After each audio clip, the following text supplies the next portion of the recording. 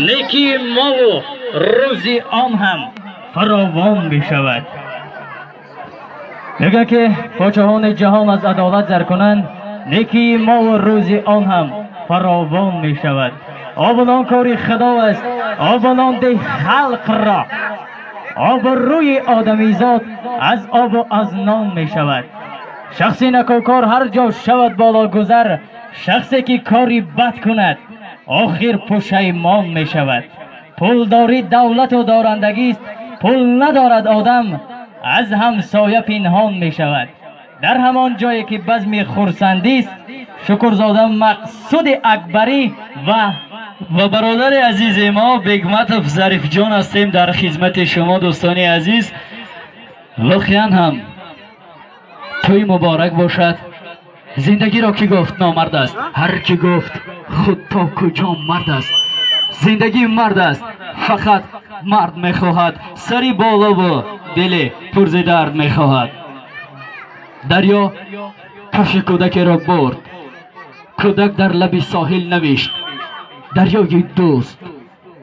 و پایانتر از آن مرد شکار خوبی به دست آورد و در لب ساحل نوشت دریای بخشنده. و بازم پایانتر از آن مرد مرواریدی به دست آورد، در لب ساحل نوشت دریای سخاوتمند. و بازم پایانتر از آن جوان در دریا غرق شد، مادر آن جوان با صد آه و ناله در لب ساحل نوشت دریای قاطع.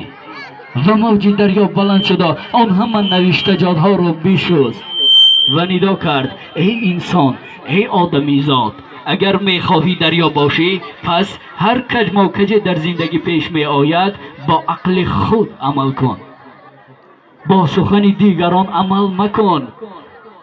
دریا باش و هر کج موکج زندگی هست آن را عبور کن و هر سنگ و سنگچه‌ای که سد راهی تو می شود آن را از راه برون کن. زندگی اگر آسان می بود با گریه آغاز نمی شد، چون که می گویند سربلندی گر بخواهی با همه یک رنگ باش، قالین از صدرنگی خود زیر پا افتاده است. شمی کج آخر بسوزد پرده فانوس را، قول می بیمنی چی داند قیمت ناموس را. شم را پرسیدن لرزیدند از بحری چیست، گفت آدم بدم می سوزم و عمرم به پایان می رسد. یک بار دیگر همه میهمانان از دور و نزدیک آمده رو خوش آمدید میگوییم. و فیروز جان برای شما زیدرگاه الهی اول 3 ستاره، برای شما زیدرگاه الهی 3 ستاره. اول ستاره بخت، دوم ستاره تخت. ظریف جان چه رسیدسته؟ دوم ستاره تخت و سومی باشد ستاره فرزند را آرزومندیم. البته که زندگی به آرزو شیرین نبود، زندگی را آرزو شیرین نمود. روز میان دوستان سوال گذاشتم که آیا محبت وجود دارد یا نه؟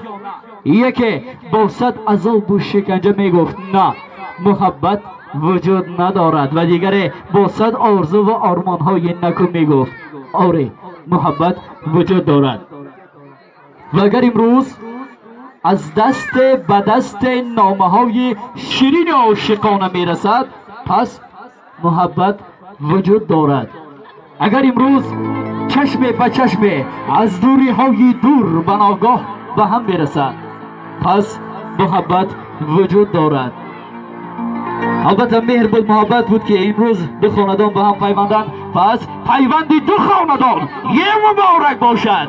یک عرصه بلند به افتخار داماد و گل عروس نازنین. و اینجا نوبت را بعد برهان‌الدین صابری سراینده خوش صدای افجر جان میدهیم. برهان‌الدین جان سردینه در دل ندارد که نه، تحت سرودهای او رقاصه کاش میچینه.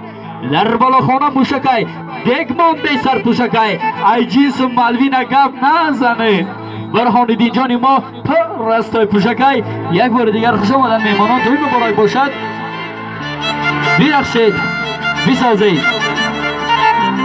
دم از دل برون سازید و در فضای آزاد زندگی بال بزنید و پر بزنید. مرحبا، توی مبارک باشد.